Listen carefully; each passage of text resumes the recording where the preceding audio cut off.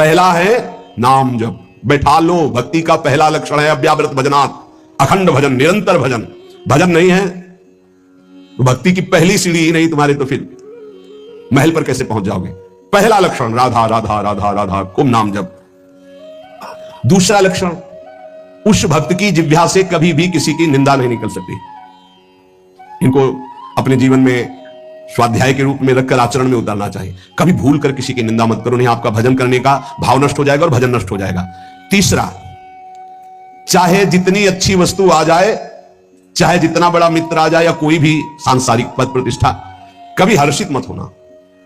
हर्षित हो गए तो भगवान का भजन छूट जाएगा। हर्ष मत करना। यह हर्ष द्वंद्व के अंदर आता है, हर्ष और शोक। बढ़िया कोई गाड़ी आई, कोई सामग्री आई, कोई हर्षित हो गए तो अगला लिखा है फिर आपको शोकित होना पड़े। हर्ष और शोक दोनों भजन को छीन लेते हैं, भजन नहीं होने देते। भगवान की माया के द्वारा प्रेरित होकर के जब आप नाम जप करेंगे, किसी की निंदा नहीं करेंगे, तो आपके सामने ऐसे पदार्थ, वस्तु, व्यक्ति, ऐसे पद आएंगे कि आपको हर्षित कर दे। हर्षित मत होना। प्रसन्न होना, आनंदित होना, यह प्रभु से होता है। माया के द्वारा हर्ष होता है। भगवान कहते हैं मेरे भक्त के अंदर हर्ष नहीं होता। हर्ष, शोक, भय नहीं मन माही। तीसरा ये, भगवान की माया के द्वारा कुछ भी आपके पास भेजा जाए, आप हर्षित नहीं होइएगा। ये ध्यान रखिएगा, ये माया रचित वस्तु से हमें आनंदित नहीं होना।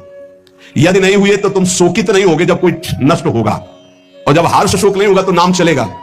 जैसे एकांतिक में कई बार प्रश्न करते हैं कि हमारा पुत्र मर गया, भगवान पर श्रद्धा नहीं रही, हमारा तो भजन ही चौपट हो गया, अब हमारी श्रद्धा नहीं रही, वो हमारा सब काम चौपट हो गया, जब से भजन शुरू किया सब बाधाएं खड़ी हो गई, हमारी श्रद्धा नहीं रही। क्यों? पाप नष्ट हो रहे। भजन शुरू किया, माया ने विघ्न रूप प्रारब्ध को सामने खड़ा कर दिया। अगर चुपचाप सह गए, शोक आ गया है, नाम चल रहा है, चिंता मत करो, शोक आनंद में बदल जाएगा। हर्ष आया है, हर्षित मत हो, नाम जप करो, यही निरंतर आनंद में बदल जाएगा। हर्षित हुए तो शोकित होना पड़ेगा, शोकित हुए तो सब निराशा छा जाएगी, ना प्रभु में आशा रह जाएगी, ना भजन में।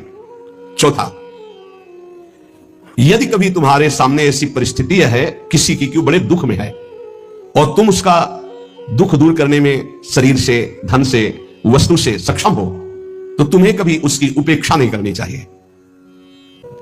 यह बात जरूर ध्यान रखें, इससे बहुत लाभ होता है। प्राप्त सेवा का त्याग करने से भजन में हानि हो जाती है। प्राप्त सेवा। पांचवा, भारी दुख उपस्थित होने पर भी किसी से सहयोग ना मांगे।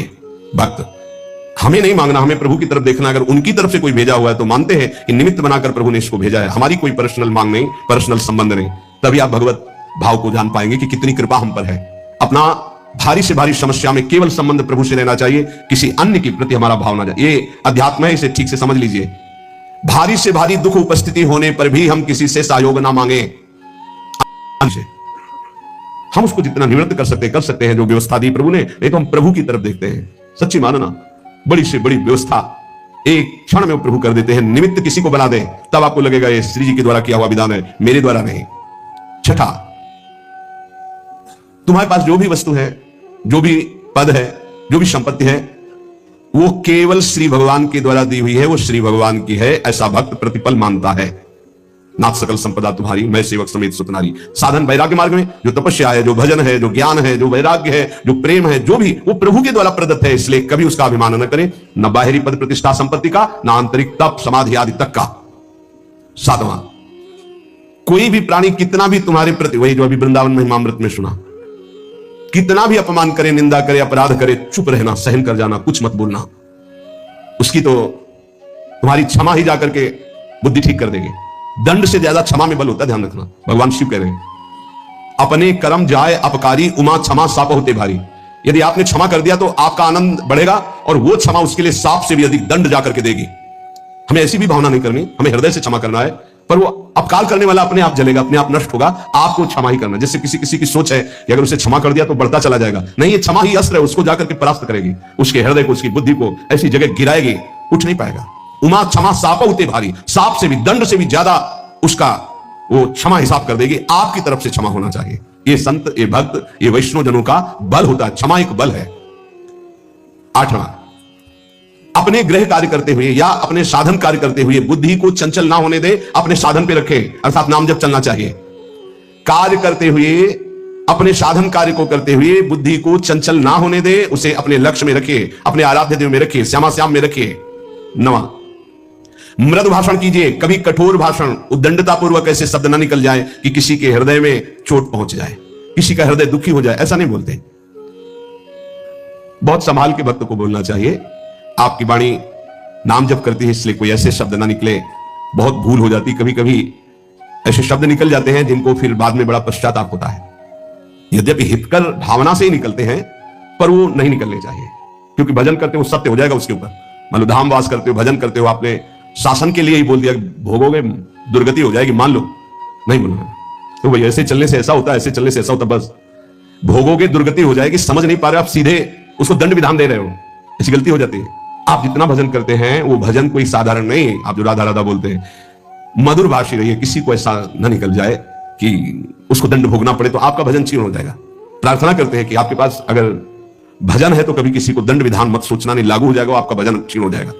इसमें पक्का, आज नहीं तो कल पक्का लागू हो जाएगा, क्योंकि भजन है। भजन नहीं तो ऐसे फालतू कहने वालों का नहीं लगता, लेकिन भजन है तो लागू हो जाएगा, पक्का लागू हो जाएगा। बहुत डरना चाहिए भजन करने वालों से, कहीं हमसे त्रुटि हो जाओ कुछ ऐसा। संतों के वचन मंगल के लिए होते, भगवत प्राप्ति के लिए होते, ब्रह्म प्राप्ति के लिए होते।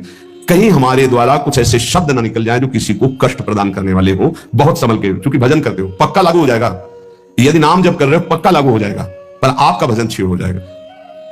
जैसा आप संकल्प करेंगे वैसे आपकी दशा होगी, ध्यान रखना। यदि हम संकल्प करते हैं दूसरों का मंगल हो तो हमारा मंगल हो जाएगा, हम दूसरों का मंगल हो तो हमारा मंगल हो जाएगा, पक्का हो जाएगा।